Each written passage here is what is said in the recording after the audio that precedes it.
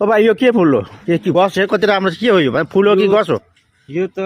काका यो त शिवजट्टा हो शिवजटा हो यसको नाम भन्छ तपाईँको शिवजट्टा शिवजटा हजुर यो के फुल्छ क्या यो फुल्दैन यो कस्तो अझै लामो हुन्छ अझै लामो हुन्छ अझै लामो हुन्छ प्राय तपाईँको 4 फुट 5 फुट अँ हुन्छ तल अझै तल आउँछ अझै तल आउँछ पुरा अच्छा बढिया सिनारी देखिन्छ बुझ्नु भएन हो माने चारैपट्टि गोल हुँदो रहेछ नि यो चारैपट्टि गोल हुन्छ हेर्नु चारतिर साइड राम्रो रहेछ बस्यो यो माने दुईपट्टि पनि रहेछ त यो सबैतिर ढाकेको छ ढाकेको मजाले बाटिएको रहेछ नि कपाल शिवका जट्टा जस्तो हो त्यही कारण यसको नाम शिवजट्टा शिवजट्टा भन्छ यो दबाई हुन्छ कि दबाई त खोइ त्यस्तो खास थाहा छैन अँ तर देख्नमा चाहिँ टाढाबाट बहुत मजा देखिन्छ हजुर यो माने सिनारीको लागि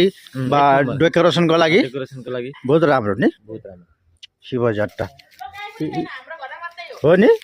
यहाँ काहीँ पनि छैन नि तपाईँले कहाँबाट ल्याउनु भएको राङ्गापाडा